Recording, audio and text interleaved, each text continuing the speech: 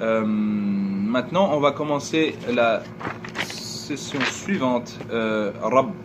Donc, on a dit Alhamdulillah Rabbil Alamin. Rabbil Alamin.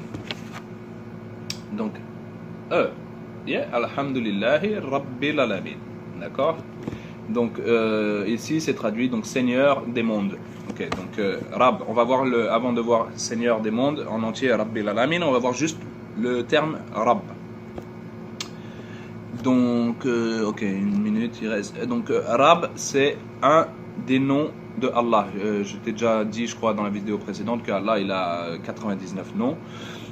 Et plus Allah, donc 100 noms en fait. Et donc chacun de ces noms représente une de ses qualités. Et chacune de ces qualités sont des qualités que nous, en tant qu'êtres humains, nous devrions développer pour avoir un caractère, pour avoir un bon caractère, par exemple.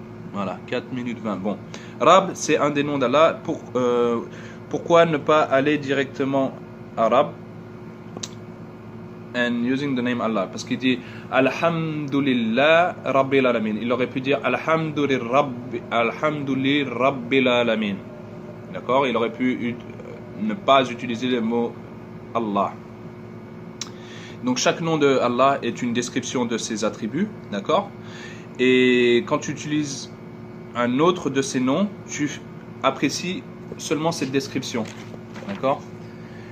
Donc quand tu utilises Allah, tu prends réception de chacun de ses attributs. Donc chacun de ces noms, quand tu utilises le terme Allah, chacun de ces noms est englobé. Les attributs que tu connais et ceux que tu ne connais et même pas. Donc voilà, on revient tout de suite parce que voilà, tout de suite.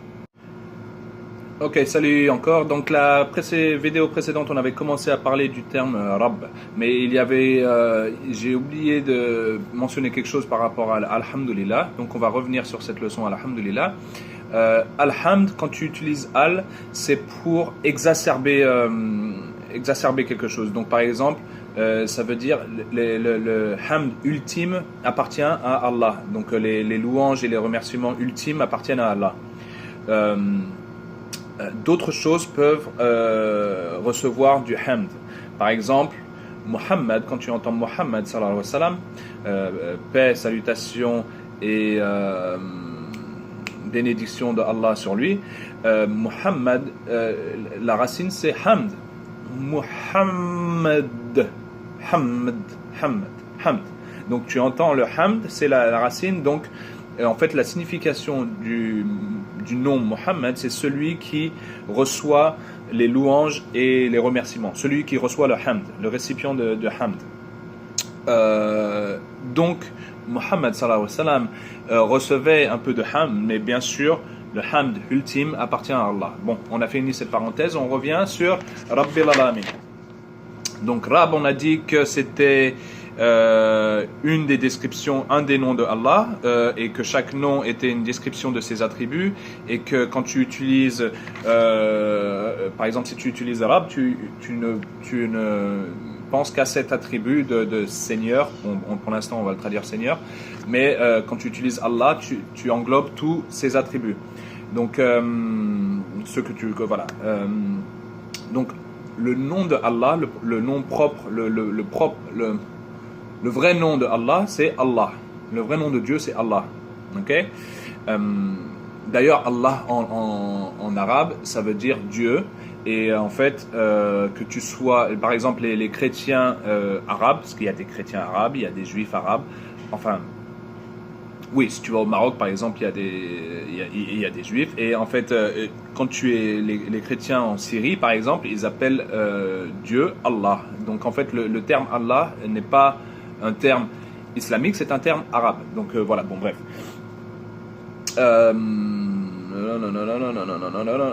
Donc en fait, Allah, il utilise Allah parce qu'en fait, les noms sont très importants dans une introduction. Donc en fait, la Fatiha, c'est Allah qui se présente à nous. D'accord? C'est Allah qui se présente.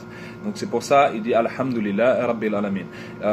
Et quand tu te présentes, tu utilises ton nom, tu n'utilises pas ta description. Par exemple, si tu es docteur Chomdu, il va pas dire bonjour, je suis docteur. Non, il va dire bonjour, je suis le docteur Chomdu ou bien monsieur Chomdu. Voilà. Quand tu n'utilises pas le nom, le vrai nom, le nom propre de quelqu'un, ça crée de la confusion. Par exemple, dans l'histoire, par exemple, on va voir l'histoire de Moïse. L'histoire de Moïse, quand Moïse revient vers Pharaon pour lui montrer ses miracles, pour que Pharaon se soumette à Dieu, enfin, et que le peuple se soumette à Dieu. Et Pharaon, il dit, mais non, mais ça, c'est de la magie. Et il lui ramène des magiciens, les meilleurs magiciens, parce que Pharaon, il était le boss là-bas. Et donc, il avait la main, et la magie, elle était très utilisée. Donc, il ramène ses meilleurs magiciens. Ces meilleurs magiciens, ils font leur tour, machin. Et Moïse, il fait son miracle. Et les magiciens, ils disent, ouh là là là là, ça, c'est pas de la magie. On croit à notre Seigneur. Et puis, Pharaon, il les regarde, il dit, bah ouais, je sais que vous croyez à votre Seigneur, c'est moi votre Seigneur, c'est moi le Seigneur des mondes. Et ils disent, oh là, non, non, non, non, on ne croit pas en toi, on croit au Seigneur de Moïse et de son frère. Et donc, en fait, le fait d'utiliser Seigneur, tu crées de la confusion, alors que quand tu utilises le vrai nom, ça enlève cette confusion. Voilà. 4.30, ok. Donc, Rab. Donc, la traduction que l'on trouve souvent, c'est Seigneur. Donc, Rab, ça comprend plusieurs significations et je vais revenir là-dessus dans la prochaine vidéo parce qu'on atteint la limite. Allez. Ok, donc on a dit que Rab, ça comprend plusieurs significations. À commencer par Al-Sayyid, celui qui est en charge. Al-Malik, le propriétaire. Et il y a une différence entre Al-Malik, le propriétaire, et Al-Malik, le roi. Bon, bref. Al-Murrabbi, celui qui prend soin. Al-Mun'im, celui qui donne des cadeaux. Al-Qayyim, celui qui maintient. D'accord? Donc toutes ces significations sont englobées dans le terme Rab. Donc je vais plus utiliser le mot Seigneur pour Rab, je vais utiliser Rab. Ok? Donc tu peux être propriétaire de quelque chose sans pour autant être en charge de cette chose. Par exemple, moi j'ai une voiture. Bon, là je suis en charge. Tu peux être en charge de ta voiture, mais tu peux avoir une voiture et ne pas être en charge de ta voiture. D'accord? Tu peux être en charge de quelque chose sans pour autant prendre soin de cette chose-là. D'accord? Donc chaque chose, en fait, chaque chose de ces significations peut être utilisée chacun à part, mais Rab, ça englobe toutes ces significations. Murrabbi, c'est celui qui s'assure que quelque chose va mieux, que quelque chose pousse. Par exemple, Murrabbi, je crois qu'un jardinier, je suis pas sûr, mais bon, bref, il y a quelque chose en rapport avec le fait de faire pousser quelque chose. Qayyim, c'est celui qui s'assure que quelque chose reste intact, que quelque chose ne se détruit pas. Par exemple, Qayyim, on a dit que c'était le mainteneur. Et Murabbi, on a dit que c'était celui qui prenait soin, d'accord? Donc le mainteneur,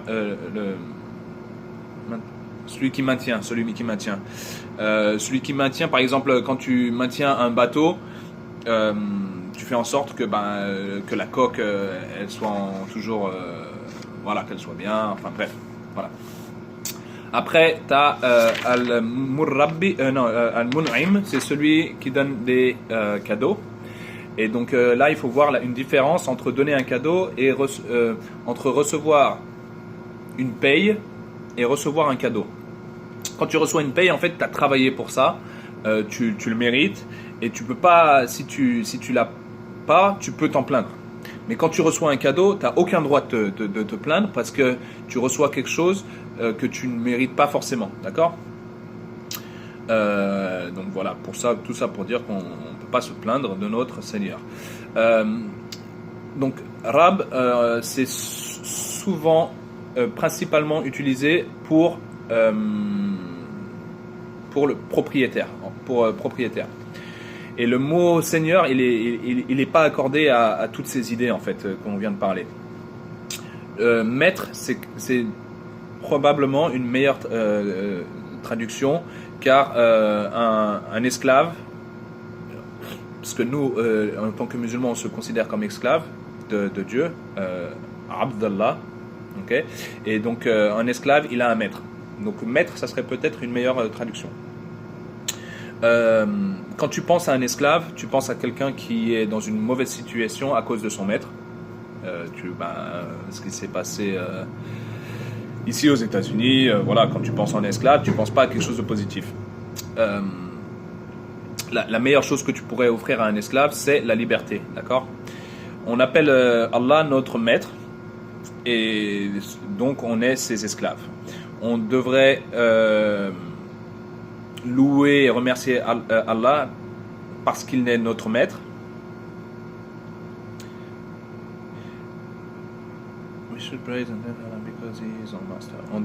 On doit le remercier parce qu'il est notre maître. Voilà, d'accord. Mais les êtres humains en général ont le désir de sortir, de ne pas avoir d'autorité, d'accord, d'être libre. On a une illusion qu'on veut de la liberté, mais en fait la liberté, c'est quelque chose qui n'existe pas vraiment. On est toujours esclave de quelque chose. On est esclave d'une culture, on est esclave de l'amour de l'argent, on est esclave de la mode, on est esclave de notre propre apparence, on est esclave du pouvoir. Là, tu regardes Trump, enfin bon bref, on est et quand toutes ces choses-là, la mode, le pouvoir et tout ça, l'argent, c'est pas des choses que tu es propriétaire, mais c'est pas des choses qui t'appartiennent, mais tu appartiens à toutes ces choses-là. D'accord ? Allez, on revient tout de suite. Donc, vidéo précédente, on a parlé de Rab et des esclaves. Et quand en fait, tu es esclave de Allah, ça te libère de toutes les autres formes d'esclavage.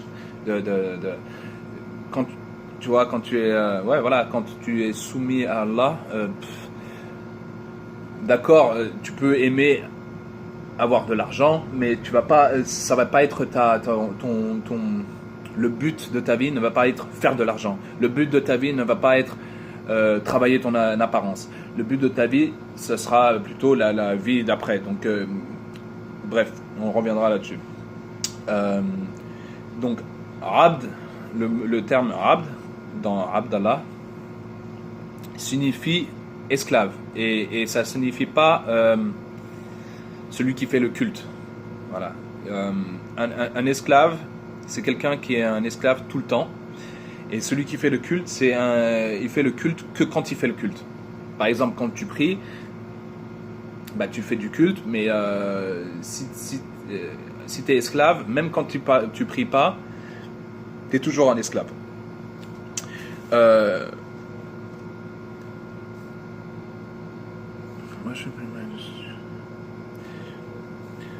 Quand tu fais du culte, en fait, ça te rappelle que le reste du temps où tu n'es pas en train de faire le culte, en train de prier, que tu es justement un esclave.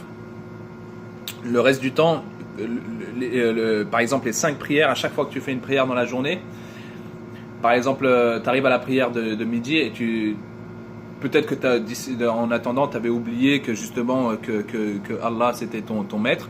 Et ben le fait de faire 5 prières par jour, à chaque fois ça te rappelle que justement Allah c'est ton maître et que toi tu es son esclave. D'accord ? Quand tu es debout, quand tu es en prière, en fait, même ton corps, il est en soumission complète à Allah. Par exemple, tu vois, quand tu pries, tu es concentré, il peut y avoir ton téléphone qui sonne à côté, il peut y avoir quelqu'un qui t'appelle, quelqu'un qui te parle, tu vas complètement l'ignorer parce que tu es en complète soumission. D'accord ? 2 minutes 20. Alors, donc ça c'est le terme Rab.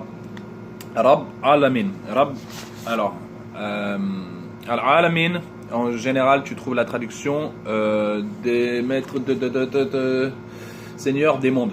Donc, des mondes. Mais en fait, Seigneur des peuples, des nations, ça serait sûrement une meilleure traduction. Parce qu'en fait, pour utiliser le mot monde, t'as al-ard, samawati wal-ard. Samawati, c'est le ciel, enfin les cieux. Al-ard, c'est la terre, le monde, les mondes. Quand tu utilises in à la fin d'un mot en arabe, ça fait constamment référence à des peuples, al-muslimin, ou des peuples ou des gens, des quoi. Muslimin, par exemple, muslimin, c'est les musulmans. Mu'minin, les croyants, enfin mu'minin. T'as al-kafirin, les mécréants. Bon, en gros, à chaque fois qu'il y a in à la fin d'un mot, c'est pour faire parler des gens, Worlds include ok. Ouais, voilà, parce qu'en fait, quand tu dis Al-Alamin, pourquoi pas Seigneur des mondes? Parce qu'en fait, les mondes, ça inclut le monde, ça inclut les montagnes, l'océan, les nuages, ça inclut tout ça, et toutes ces choses-là sont soumises déjà à Allah, et ils n'ont pas besoin de warning, de rappel. Ils n'ont pas besoin de rappel, mais nous, on en a besoin en tant que peuple, en tant que nation, la nation humaine. Ok, une différente culture, une différente génération, toutes ces choses-là peuvent être considérées comme des différents mondes. Par exemple, le tiers-monde. Quand tu dis le tiers-monde, c'est c'est le tiers-monde. Des différentes générations, des différentes cultures, ça peut faire partie de différents mondes. Et Allah, c'est le maître de chaque culture, de chaque société, de chaque génération, et il veut chaque nation, il veut que chaque nation devienne meilleure, quoi, fasse le meilleur pour elle-même. Voilà. Donc le ciel et la terre, samawati wal ard, ça couvre toute la création, d'accord? Mais al-alamin, c'est particulier aux gens, aux nations, aux peuples, d'accord? La Fatiha, cette sourate, la première sourate du Coran, elle est par rapport aux gens, par rapport à al-alamin, par rapport à nous, d'accord? Think about how Allah, ça nous fait penser à justement comment on appartient tous à Allah, et l'islam, c'est une conversation personnelle avec notre créateur, avec notre Dieu. Justement là on va voir que la Fatiha, c'est une conversation, ça commence avec Allah qui s'introduit à nous, et après c'est nous qui parlons directement à Allah, et on n'a pas besoin de saints ou de n'importe quelle autre création pour communiquer avec notre créateur. La création est la création, le créateur est le créateur. Et entre nous sommes de la création, et nous n'avons pas besoin. L'islam nous apprend à avoir un lien direct avec notre créateur sans utiliser de chaînes, de maillons. D'accord? Voilà. On a fini avec Rabbil Alamin. Bon, bon, ça paraît long, mais ça peut être encore plus développé. Hein.